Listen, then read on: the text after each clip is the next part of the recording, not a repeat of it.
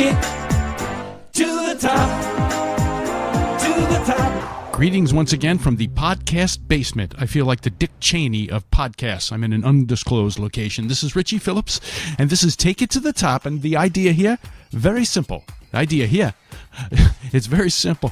You pick a category, or I pick a category, and try to get the best person to represent that category. And this week we are talking about top comics. And I think I got one. John Dicrosta is listed online as, well, he's actually listed online as an actor first, which I got to ask him about that because I didn't know that part. I know him as a comedian that I used to work with in Albany, New York here at a club called the Comedy Works. The original one, long gone. But the owner's son has kept the tradition going. He's got a club with the same name in Saratoga, New York. You folks around here, I'm sure, have visited that place.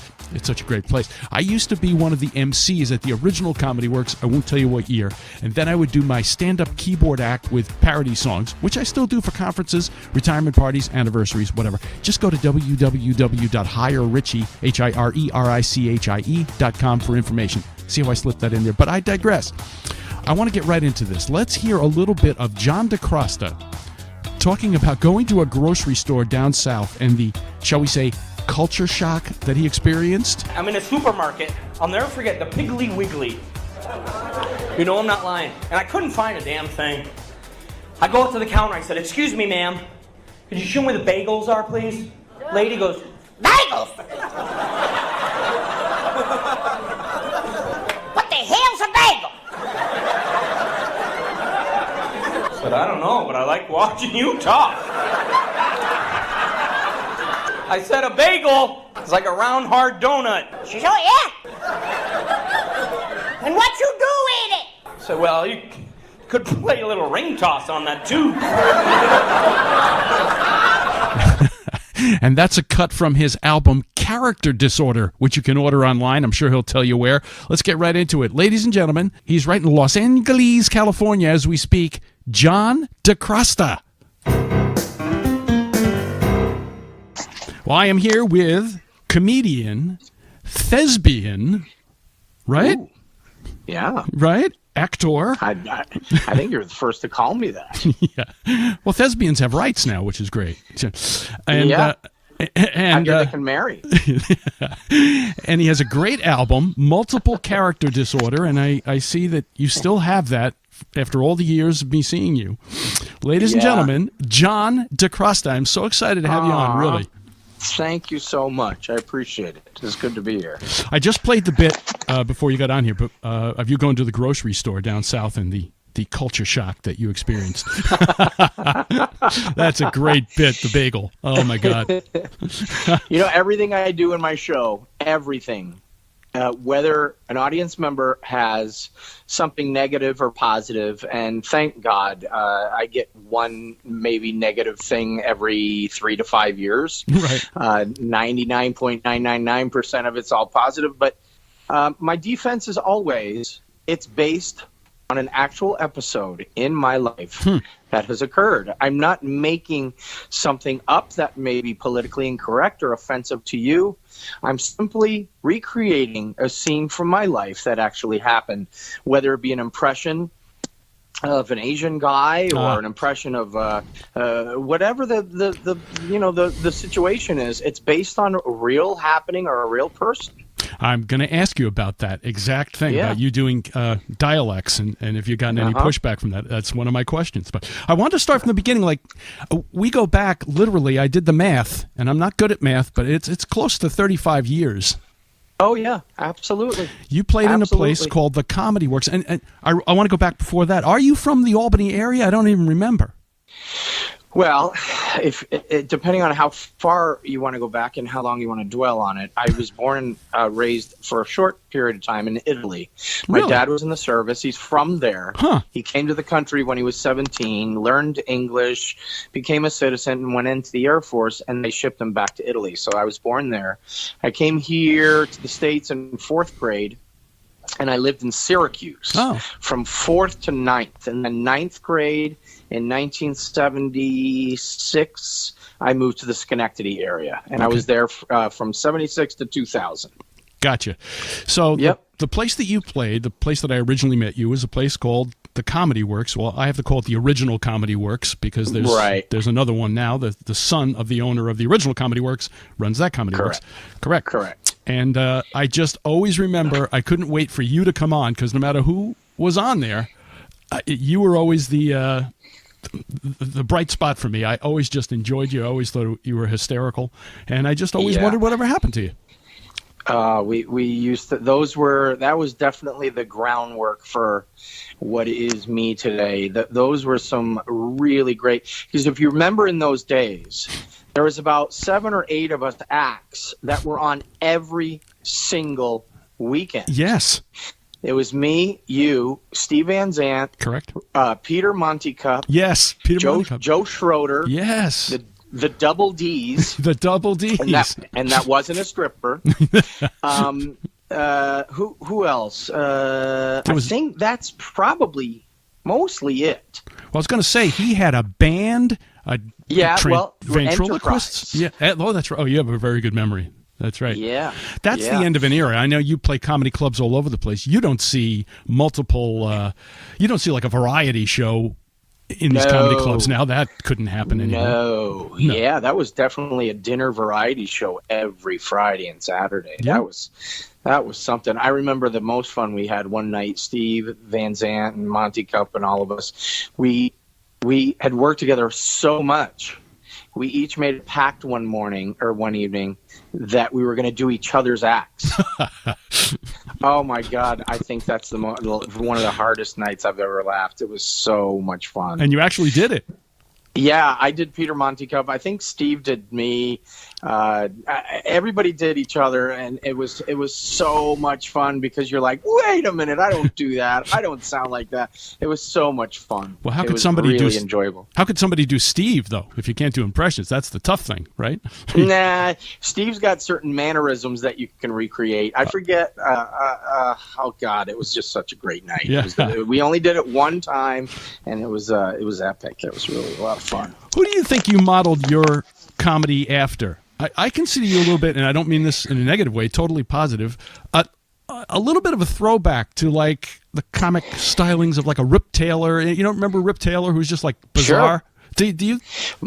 My earliest comedy influences were the variety shows of the 70s. But as far as stand-up goes, my first inspirations were the Smothers Brothers. Right. That was as far as me being a comedy fan. But my two first guys that I kind of patterned / modeled my persona after, which doesn't mean that I copied them, but that I kind of gravitated towards that style, was Steve Martin and Robin Williams. Right. Yep.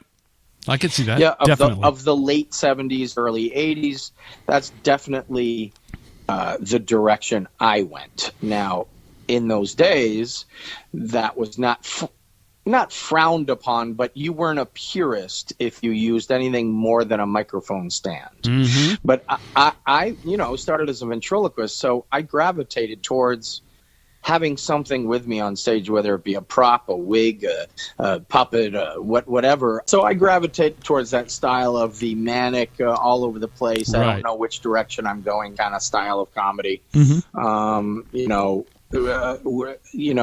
Especially my very first concert that I ever went to, everybody remembers their first concert. Mine was Steve Martin at the Saratoga Performing Arts Center in 1979. That was my first concert. Interesting.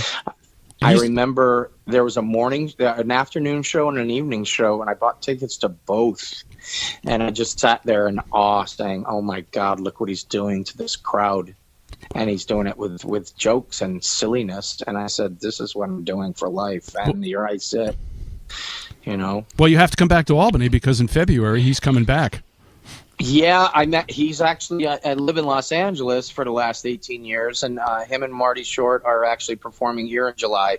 And tickets go on sale today. So I have my afternoon planned. I watched it on TV. Might have been Netflix. Yeah, it was on Netflix. I can't wait. Oh. I can't wait to see it live. Hysterical. Now that's a real throwback show, too, like vaudeville. Sure. Yeah. Oh, yeah. Yeah. Absolutely. Variety.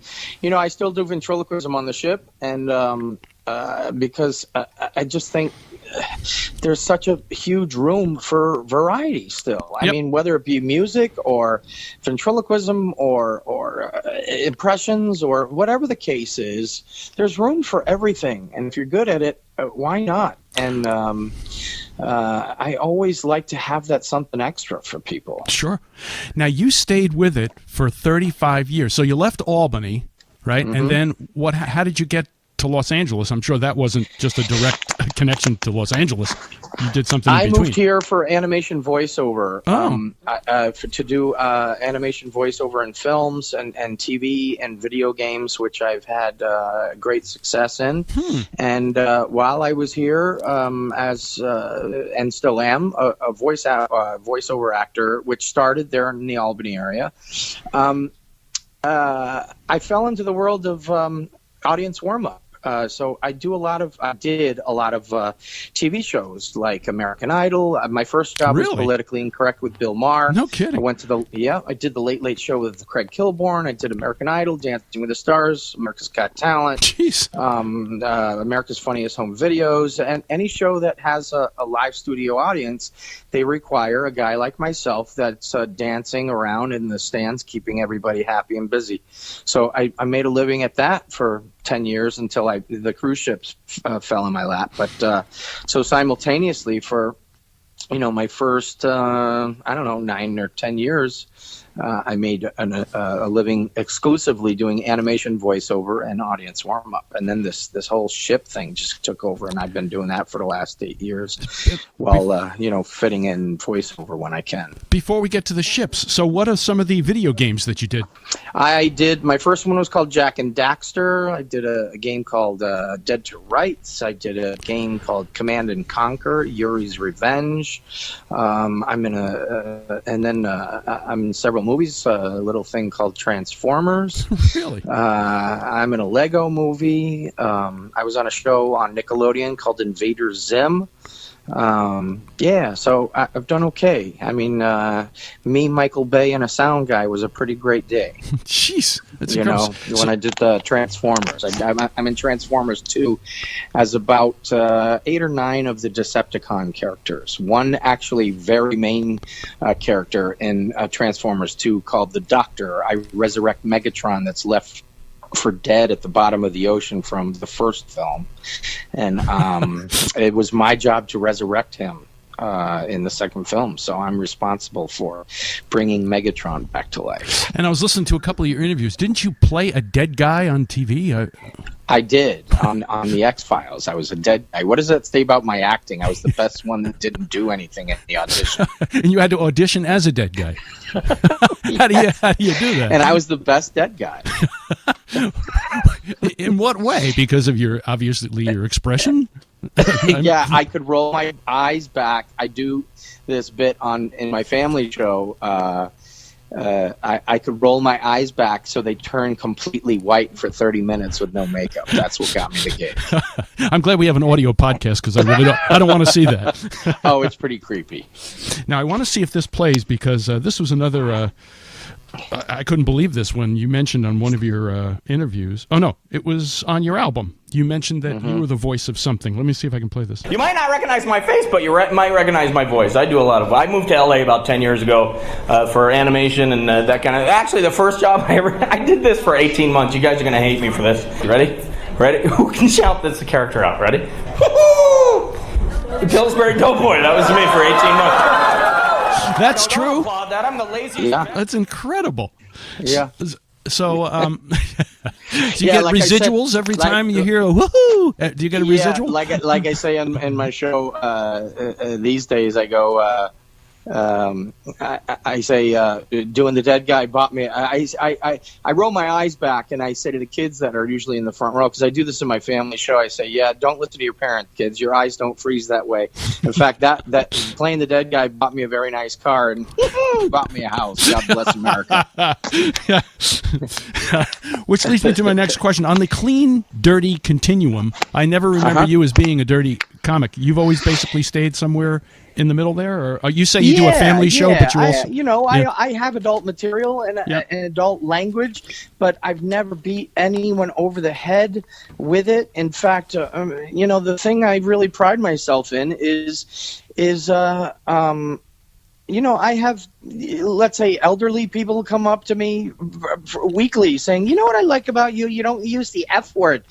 Little do they know, it's salt and peppered within my act probably 8 or 9 times, but they don't hear it because it's used strategically where Right. it doesn't blow up in your face. Now, certainly not in the family shows, but in the adult shows, we're all adults, and words are used, but I don't use it in a manner that is just offensive, and you go, oh, he didn't need that word, because you don't even know what's happening. which was my next. Yep, exactly. My next question: if you saw a totally disgusting comic, would that just completely turn you off, or do you still see the value in somebody who's a dirty comedian? Well, it depends on how he's using it. Right. Is he using it as a crutch because he can't write words, or is Right. he using it? It's just simply for a punctuation, which is in the manner in which I use it. I just use it for effect. I don't use it as a substitute for words I can't think of. If it's used just as shock value, just to use it, it's silly. It's a crutch. It's a cop out. Exactly. But if you use it as a punctuation, like we do in our everyday natural speaking to a buddy out at the park, then I think it's fine. Mm-hmm. Correct. I want to get to the political correctness topic. I did, since I've seen you, I did 29 years of morning radio here in Albany, Right. and we always had the FCC kind of hanging over your head. Of course, you're in radio. You're going to have those kind of restrictions. It got to a point my last few years that, and it really, really restricted me. There was like a big filter, I guess is the best word. Everything that we talk about, I started to get nervous about. How do you combat that? I've seen this coming for decades. Really? I remember back in the 80s in the upstate New York area when I was doing colleges, whether it be RPI or Russell Sage or Siena or whatever the case may be. I remember towards the end of me doing colleges, I remember anything that was slightly politically incorrect. Each year, I got more and more. Ooh, yeah. Come on, guys! Seinfeld said that. Just Joe, yes. And when he came out with that quote, I chimed in on Facebook and all the social networks that I couldn't agree more. I stopped in the 80s because of it. Wow, that long ago. And yeah, absolutely. And now, as far as with my show goes now, yes, I absolutely do politically incorrect stuff, salt and pepper throughout my show.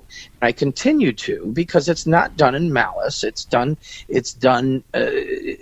because these I've encountered these people in my travels, and these predicaments and situations that I've been placed in, I'm recreating on stage, and those are the people involved in the story.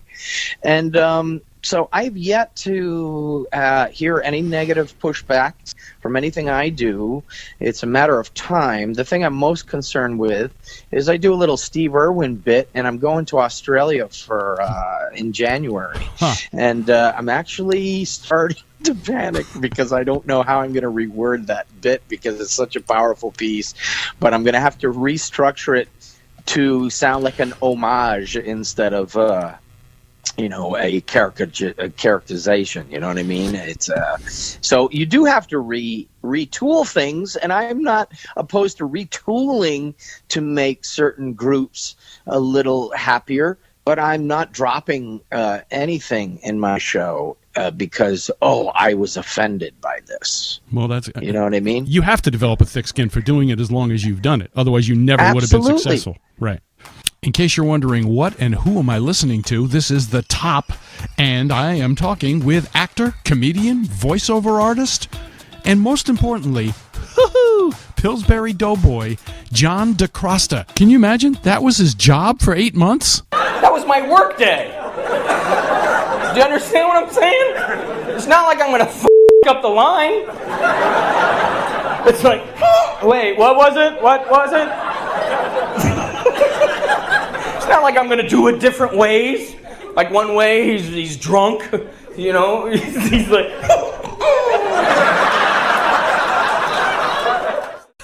All right, let's get back to the interview. Yeah.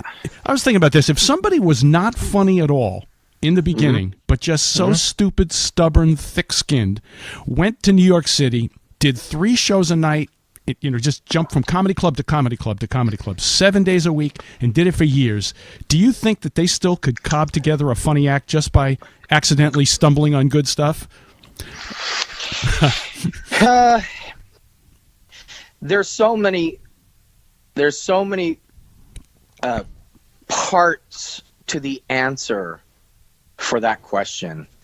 And for lack of time to break that question down in so many reasons for the answers, that my basic answer to that is, I think, me personally, and I'm not saying, I'm sure some are better than others, but I think quote unquote stand-up comedy classes are BS. Mm-hmm. I think you either have it or you do not have it.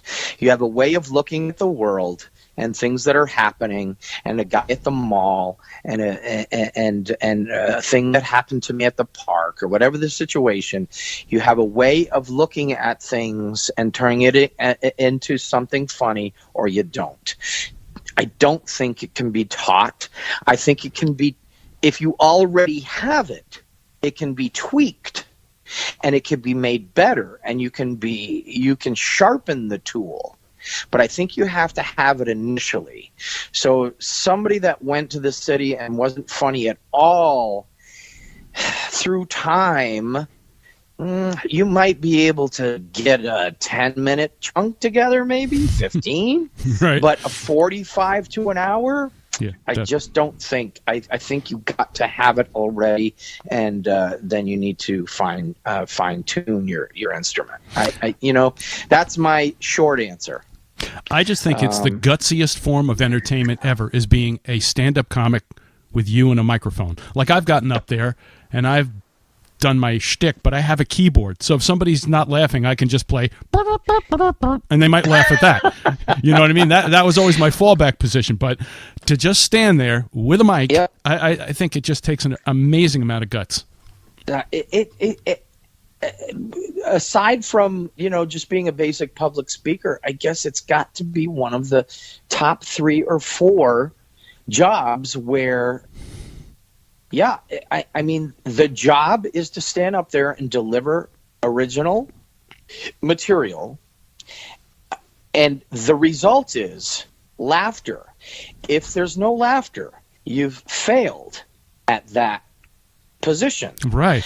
To come back the next night. Yeah, right. It's pretty damn gutsy. I mean, it's not like a regular 9 to 5 where you have a review every quarter or twice a year. Right. We get judged every evening. We get thumbs up or thumbs down at the end of every 30 to 45 minutes. That's right. Every night. And we're graded every night. Versus, you must have found the acting part where you go into a studio and it's just a microphone and you in a room doing a video game voiceover. That's a totally different way of performing, isn't it? Do you find that without the audience, it was like weird in the beginning? Well, the voiceover, yes. There's definitely a certain difference to receiving reaction to your performance. Yeah, it's definitely when you're in a soundproof booth and you don't hear any type of reaction or laughter unless they turn their microphone up on the other side of the glass. Right. You're not hearing what kind of job you're doing. The place where I can really compare that to, as far as, wow, this is very odd and very different for me, is I went through Groundlings, which is the improv school here in Los Angeles. Sure. that a million and one really great comedic actors have been through. Will Ferrell and Sherry O'Terry and Tina Fey and Lisa Kudrow and Pee Wee Herman, and I mean you could go on forever. But I took those classes, and there's four classes. There's beginner, intermediate, advanced, and then you get into the lab where you write sketches and stuff. And I went through the beginner thing just to see what it was all about. And I remember there were 16 students, and in that 16 students, I'm going to be honest with you, 10 to 12 had zero comedic timing, or they just they were right off the bus, where I had already been performing stand-up for 25 years. Sure. So to perform an exercise and get from A to D, and you have to hit on B and C, I saw D immediately because I've been performing comedy. Well, sometimes when I was forced to do this exercise with somebody that didn't possibly maybe know what they were doing, they were taking forever to get to B. And I would be, as a good student, sitting there with them on step B, and I'm trying to do it in a funny way, and I'm not getting laughs. Right. Talk about flop sweat. Oh, right. And you could have been funny, but the situation made you not funny. You're right. Yes, yeah. Exactly. I was being forced to not be funny. Right. That killed me. So I would go from A as fast as I could through B and C and get to D to get to the punchline, and then I would get a laugh from the class and I would get chastised. That is very difficult. Don't go for the laugh. No, you got to hit all the steps. Right. And I'm like, I see the light at the end of the tunnel immediately. So there's literally. But I had to go through that silence, and it was crushing. Was it expensive to take a course? I would think they would charge an arm and a leg for that. It was average. If I don't remember it, breaking the bank. Mm-hmm. And look, it's a school, and they're in business to make money. So I feel I just had a discussion with a friend of mine about this just the last week. I have a feeling that a majority of the students are not passed on to the next step because they want you to come back to the first step to generate income.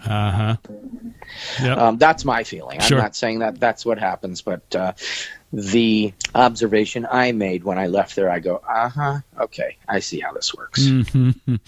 So what would your advice be to somebody who didn't have any talent, who had a little bit of comedic talent, but still, wanted to try the stand-up comedy route? Where do you start?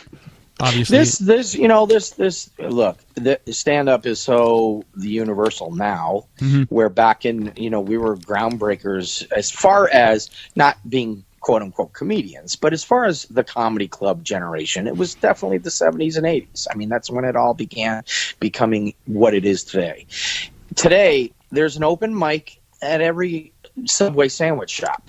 You know what I mean? There's open mic night everywhere. And in your particular area, I think Tommy's got open mic nights. It might be like maybe Wednesday or Sunday or something like that. If you're funny with your friends, quote unquote, go put together a 4 to 5, 6 minute set and try and perform it in front of not your friends. Exactly. And see how you do. Right. I mean, you could do it on YouTube, but then again, you don't have an audience. But that's you got to listen to the reaction. You got to see if something works, and the only way to do it is in a room full of live people. That brings up another question. On TV these days, I mean, back in the 60s, 70s, and 80s, if you were on The Tonight Show, that was your entree into the world, right? What do you think is the holy grail of exposure these days on TV? Who would you say would be the top place? Would it be Colbert? Unfortunately, the late night shows don't use a ton of comics like the Tonight Show used to. Leno slowly weeded out stand-ups, and you still see them. Jimmy puts on a fair amount. Colbert puts on a little less than that. Less, yeah. None of the West Coast. Conan does. Conan puts on, but it's really not the holy grail these days. Right now, the holy grail is a Netflix special. No kidding. No kidding. You know, yeah, Jeez. yep, that's the holy grail now. Boy, has that changed. Yeah, where years ago, you know, it was definitely the Tonight Show. That was and Letterman. Those were the two holy grails. And now, I mean, you and I have both seen what has been on the Tonight Show, and some of has been, you know, great, and some has been subpar or worse. In my opinion, I'm not saying that they weren't worthy, but it's just, you know, they're filling time, they're filling space. Yeah. I don't know. It's and of course, you know, tastes are changing. You know, the style of stand-up isn't what it once was. You know, a lot of the people that are up and coming now don't have the setup, the story, and the punchline anymore. Right. It's just not the style. Has that influenced you in your act? I mean, your act... Absolutely not. No, it hasn't. 'Cause Zero. I haven't seen you in 35 years, and you still, when I heard you, it's still, I could picture you. You know, it's still the same style you had. Huh. Yeah. Interesting. No. I look, in my opinion, look, I don't care about your relationship with your parents when you were a kid. Right. If you have a funny story, I want to hear that first. Then I want to hear how you feel about your dad. That's not important to me. Mm-hmm. I just had breakfast with two of my best pals here in Los Angeles. We get together about 2 or 3 times a month. Two very, very, very successful comedians. One had a sitcom, one tours with Howie Mandel every single week. John Mendoza and John Caponera. We have breakfast once a month, twice a month. And, you know, I'm falling on my stool in the diner because we're telling jokes and funny stories. That to me is what it needs. I don't want to sit through a 6-minute story and then hear a punchline. But that's another question. Do you find that when your friends are comedians that it's a different conversation when you're not on stage and you're just sitting at a diner? Like, are you trying to one-upsman each other? Or... Yeah, but not in a contest way. No? In a fun way. You know, I mean, we each had a story about a drunk guy this morning. You know what I mean? And we each told our drunk guy story. Okay. It wasn't a like, oh, if you think that's funny, you're right. Listen to this. You don't feel pressure then. Okay. No, it wasn't in that. But there is nothing sweeter than making another comedian whom you respect laugh. Exactly. There is no sweeter feeling. Sure. When they're wiping tears and their face is red and they're oh my God, do you do that on stage? You should do that on stage. When you hear that, oh my God, you've been validated. Do you feel sometimes when people come up to you after a show that they're kind of subliminally trying out their material on you? Always, don't they? Yep. Always. And you try to be as polite as possible. We used to get that with radio, you know, like, or they'd say to you, "Oh, you're the guy from WGNA here? Yeah. Come on, be funny for us." Do you get that? Oh, I couldn't stand that. Oh, absolutely. That's why on a plane, when you're trapped on a plane and you got 3 or 4 hour flight somewhere, and they go, "So what do you do?" I never say comedy. Right. Never. Because they're going to be trying out their material that makes Uncle Tony laugh. Exactly. Or B, expecting you to be on stage. Right. Say you're a funeral director or something like that, right? Yeah, I'm a fire eater. Oh, I guess you can't show me how to do that. Yeah, you don't want to do that. Yeah. So just to wrap this up, so now you are doing cruise ships for the most part. Is that how you mostly make your living now? Yeah, these days that's about 75% of my work. I do. Wow. I work pretty exclusive with Carnival, and I've done about 423 cruises. That's 423 times 5 shows, so close to 2,300 shows I've done for them. Amazing. They keep me very busy. And that's only in the last 8 years.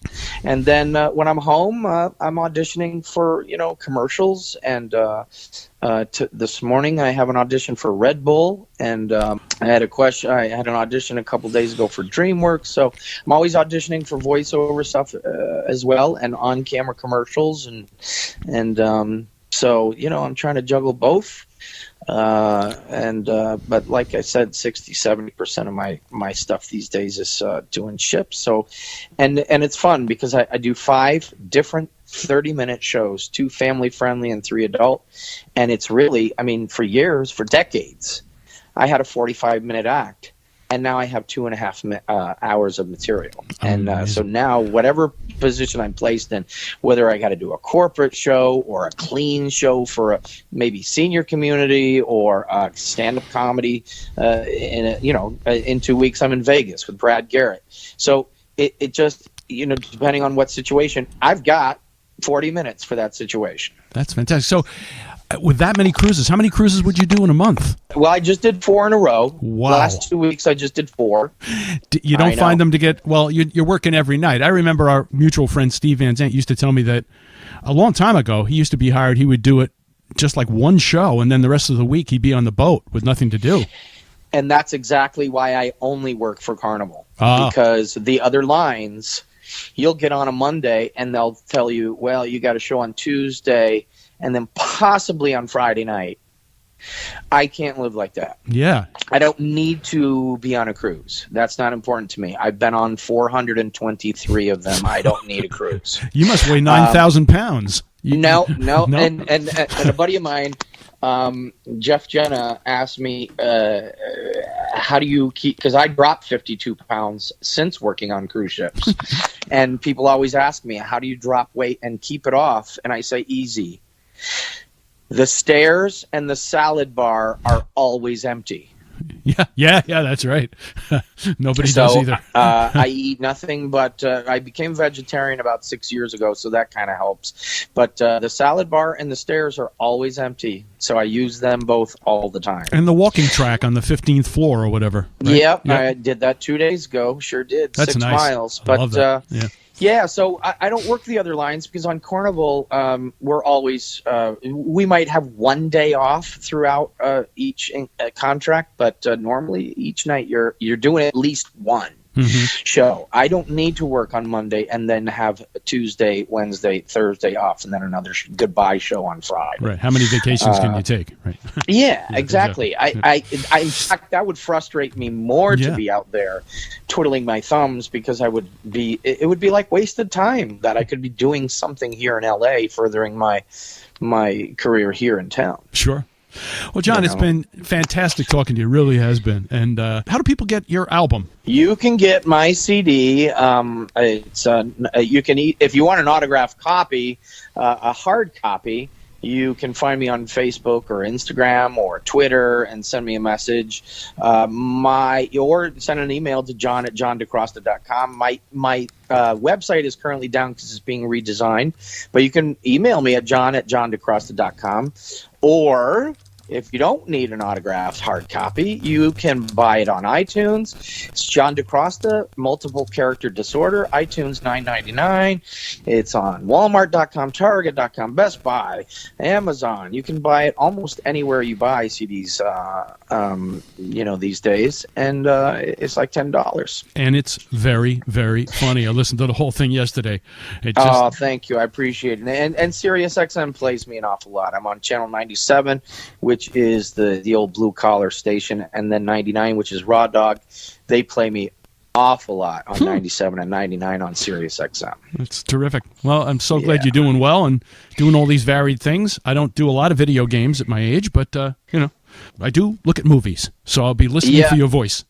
Yeah, thanks, man. Always good to talk to you, buddy. I cherish the time we spent together back in those days back at the Comedy Works and stuff. I always listened to you on the radio when I was home, and it really means a lot that we could do this. This is great. Same here. And every time I hear hoo-hoo-hoo, I will think of you. That's so great. John, thank you so much. All right, buddy. Thanks so much, Richie. I appreciate it, pal. Great talking to you. Thank you. Bye-bye. All right. Bye. There he goes. There was John Dicrosta. That was my brush with greatness 35 years ago. Little did I know I'd be rubbing elbows with the Pillsbury Doughboy. No, he's really doing great, isn't he? And by the way, you're going to have a chance to go see him if you're in the Albany area, because he texted me right after we hung up on each other. He's going to be at Proctor's in Schenectady, New York on New Year's Eve. So just go to proctors.org and see if the tickets are available yet. I don't know if they are, or at least wait for them to be available. And go see John. And if you're really desperate for entertainment, you can go see me. I know this is going to be very dated for people who check in on this podcast later on, but I just want to let you know that this Friday at the Eden Cafe, I'm going to be doing a tribute to song parodies. Parodies that famous people have written, parodies that I've written from WGNA years, some new ones that I'm messing with. You can come up and grab the mic as well and give us some of the funniest songs you remember. It's the Eden Cafe, 269 Osborne Road in Albany. It's actually Loudonville, but it comes up Albany on the GPS for some weird reason. Tickets are only $7.50. You can call and make the reservation at 518-997-3771.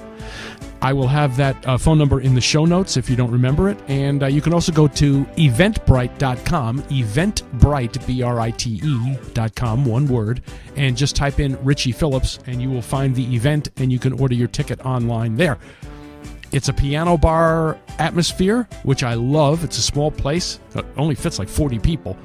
But it's a great place to do shtick, and I always love playing there and would love to see you. I have a special guest joining me for this one. His name is Drew Jacobs. People from this area have to have seen him someplace doing his novelty songs. It's going to be like, you ever see these dueling piano nights? This is like dueling novelty night. You'll get to hear some of his originals, some of mine, and we can maybe even sing harmony. Who knows? I also have another guest, a lady who's been with me so many times there. She's an incredible animator, artist, singer, plays the guitar, plays the piano. She's really multi-talented, and always have a great time with her. Jennifer Goodwin is coming back to sing some of the ones she's written. Friday night, November the 2nd, starts at 7:30 and it ends at 9:30.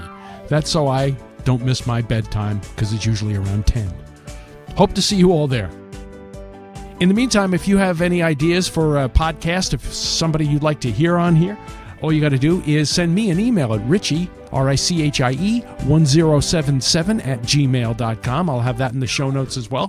Tell me who you'd like to have on, and I will try as hard as I can and be a pain in the butt until I Take it to the top, to the top. Please don't forget to subscribe on iTunes or podbean.com. This way you'll know when I post the next one.